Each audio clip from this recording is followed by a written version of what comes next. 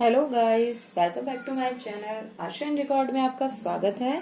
मैं एमपीएससी 008 का 6 important question लेकर आई हूँ कांग्रेस के विघटन होने के कारण। आपको मैंने और भी एमपीएससी 001, 8, 9, 6, एमजीपी 13 इन सब के भी इम्पोर्टेंट क्वेश्चन पहले भी वीडियो बना चुकी हूँ, तो आप प्लीज देख लीजिए।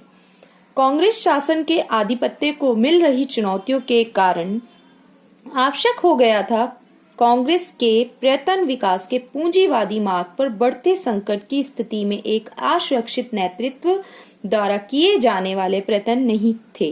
वास्तव में जनता की बुनियादी समस्याओं का समाधान करना तो दूर, उनकी समस्याओं को कम करने तक में अर्थव्यवस्था की असफलताओं के कारण भारतीय राजनीति व्यवस्था एक अर्धस्थायी संकट की स्थिति में आ गई थी। तो इस पैराग्राफ को आप अच्छे से समझ सकते हैं कि इसमें क्या बोल रहा है। कांग्रेस का विघटन क्यों जरूरी हो गया था? क्योंकि क्या हो गया था, बढ़ता संकट चालू हो रहा था, आश्वासित नेतृत्व था और वो प्रयत्न तो कर रहे थे, लेकिन वो प्रयत्न तो छोड़ो, वो समस्याओं का समाधान करना तो दूर की बात है, वह समस्याओं को कम करने तक में अर्थव्यवस्था की असफलताओं के कारण अर्धस्थायी संकट पैदा हो गया था कि वो उस चीज को, कंडीशन को ठीक तो बाद में ही कर ले, लेकिन उससे पहले बचा तो ले, उसे और खराब करे जा रहे थे। कांग्रेस का टाइम था, इसलिए विघटन होना बहुत जरूरी था। कांग्रेस प्रणाली के पतन के कारण चतुर्थ आम चुनाव में कांग्रेस की असफलता के निम्नलिखित कारण रहे हैं। अब असफलता क्यों, किस असफलता के कारण उसका विघटन हुआ है, तो ये सारे मैंने एक्सप्लेन किया है। प्लीज, सच में इतने अच्छे इंपॉर्टेंट क्वेश्चन लेकर आई हूं आपके लिए। लाइक किया करें और ज्यादा से ज्यादा सब्सक्राइब किया करें।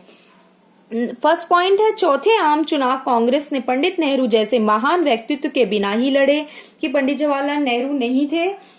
और दूसरा, भारत पाक युद्ध ने शास्त्री जी के रूप में राष्ट्रीय कांग्रेस और राष्ट्र को प्रभावशाली व्यक्तित्व प्रदान किया था, किंतु वे अधिक समय तक नहीं रहे। श्रीमती इंदिरा गांधी ने प्रधानमंत्री पद ग्रहण किया, किंतु उनका जो व्यक्तित्व था वो नेहरू जी की तुलना में गौण ही था।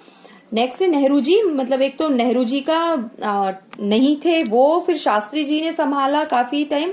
उसके बाद सेकंड पॉइंट है, 1962 में चीन द्वारा भारत पर आक्रमण, भारत की पराजय ने जनता की नजरों में कांग्रेसी शासन को असफल सिद्ध कर दिया। तो दूसरा ये कारण था कि 1962 में जो चीन का आक्रमण हुआ था और उसमें नहीं वो लड़ पाए, कांग्रेस का टाइम का दौर था और वो पराजय हो गए, तो उससे भी जनता जो निराश थी। थर्ड पॉइंट है, साथ ही कांग्रेस 1967 तक चीन से भारतीय प्रदेश मुक्त ना करा सकी, जिस पर चीन 1962 की लड़ाई में कब्जा कर लिया था। फोर्थ पॉइंट है, 1967 के पूर्व की दुर्बल आर्थिक स्थिति भी कांग्रेस असफलताओं के महत्वपूर्ण कारक सिद्ध हुई। तो ये सारे पॉइंट है, बहुत इजी है, आपको नॉर्मली समझ आ रहे होंगे। फिफ्थ पॉइंट है, विरोधी दलों द्वारा संचालित कुछ आंदोलनों का भी चुनाव परिणामों पर व्यापक प्रभाव पड़ा, जैसे यूपी में कर्मचारियों में महंगाई भत्ता बढ़ाना। तो उस टाइम में ये सारी चीजें भी बहुत ज्यादा कांग्रेस के विघटन के लिए, पतन के लिए बनी, क्योंकि उस टाइम कर्मचारियों को वैसे ही कंडीशन खराब है और आप और उसमें महंगाई बढ़ा देंगे, भत्ता बढ़ा देंगे, तो जनता और वो होती है ना, भड़कती है। विद्यार्थियों और युवा वर्ग में कांग्रेस शासन के प्रति व्यापक असंतोष व्याप्त था। विद्यार्थियों और युवा वर्ग जो आज के एज के होते हैं, 18 साल के बच्चे, सॉरी। और नेक्स्ट पॉइंट है कि 7 पॉइंट है, 1967 के चुनाव के पूर्व ही कांग्रेस में गुटबंदी अपनी चरम पर पहुंच गई थी और कांग्रेस के ही कुछ नेताओं द्वारा कांग्रेस से पृथक होकर नए गुटों का निर्माण कर लिया गया था। तो सिंपल से आप समझ पा रहे होंगे। 8 पॉइंट है कि पश्चिमी बंगाल में बंगाल, बिहार और राजस्थान के नेतृत्व में जनता पार्टी ऐसे दल थे जिन्होंने कांग्रेस पार्टी की पराजय को सरल बना दिया। साथ ही आंतरिक गुटबंदी भी कांग्रेस की हार का कारण बनी।